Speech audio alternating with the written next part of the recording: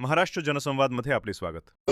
Yes, नमस्कार. मी हर्षदा अमोल ठाकूर आणि मी इथे सर्व ठाकूर कुटुंबियांच्या वतीने माहिती देते. आम्ही राहणार माणगाव मानपाडा येथे. आमचे वर्षानुवर्ष 100 वर्षाहून अधिक तिथे कसलेली आमची जमीन आहे. पिढ्यानपिढ्या आम्ही तिथे, आमचा वावर आहे, आमचा ताबा आहे. त्या जागेची आमच्या गावात दुसरे एक व्यक्ती आहेत यशवंत ठाकूर म्हणून. त्यांनी बनावट दस्तावेज बनवलेत आणि परस्पर एका बिल्डरला विकले. तर तो बिल्डर आता तिथे ताबा घेऊ पाहतोय. त्याने ऑलरेडी एक TLR आणला होता, तो आम्ही रद्द करण्यात आला. पोलीस प्रशासनाचा बंदोबस्त असून सुद्धा दुसरा आम्ही जेव्हा प्रयत्न केला अडवण्याचा, तेव्हा पोलिसांच्या दबावाखाली येऊन आम्हाला शांत राहावं लागलं. त्याने तिथे सर्व त्याचा आटपून घेतला आणि त्यांना तिथे ते पत्रे मारलेत आणि तो तिथे बळकावू पाहतोय, ती जागा भिळंकृत करू पाहतोय. पण आम्ही त्याला अजूनही पोझिशन दिलेलं नाही आहे. विशेष म्हणजे त्याला काहीही अधिकार नाही आमच्या जागेत येऊन आमच्या चाळींना तोडण्याचा किंवा आमच्या मालमत्तेचं नुकसान करण्याचा.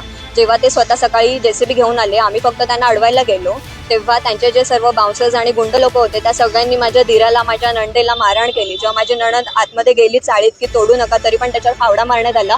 जे त्यांचे गुंड होते त्यांनी त्यांच्या अंगावर हात टाकला, त्यांचे कपडे फाडत अक्षरशः त्यांना बाहेर फरफटून काढले. तर आमचे फक्त एवढेच एक रिक्वेस्ट आहे की ह्या बाबतीत न्यायालयाकडे फक्त आम्ही धाव घेणारच आहोत. पण जे तुमच्या वतीने होईल तेवढं प्लीज सहकार्य करा आणि आम्हाला ह्याच्यामध्ये जे आरोपी आहेत त्यांना लवकरात लवकर गुन्हा दाखल करण्यासाठी मदत करा. हो, आहेत.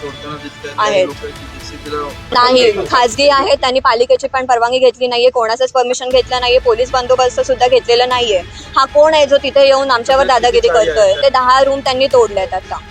हो, आम्ही त्यांना फक्त, कारण आम्हाला कायदा हातात घ्यायचा नव्हता, आम्ही त्यांना शांतता नम्रतापूर्वक सांगण्याचा प्रयत्न करत होतो की JCB थांबवा.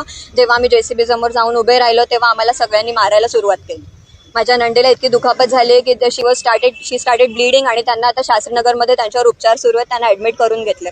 तर लवकरात लवकर फक्त आम्हाला या बाबतीत योग्य ते काय निर्णय सुनावण्यात यावा आणि त्यांना आरोपीला कठोर शिक्षा करण्यात यावी.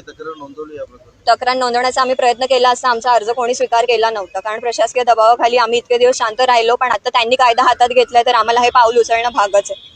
आणि वरून तो इथे येऊन एक उत्तर भारतीय परप्रांतीय आमच्या घरात घुसून आम्हाला हे धमक्या देतोय की तुम्ही 27 गाववाले, तुम्हाला आता दाखवतो काय करतो मी ते, तुमचा ताजमहल जरी असला तरी पाडून दाखवतो.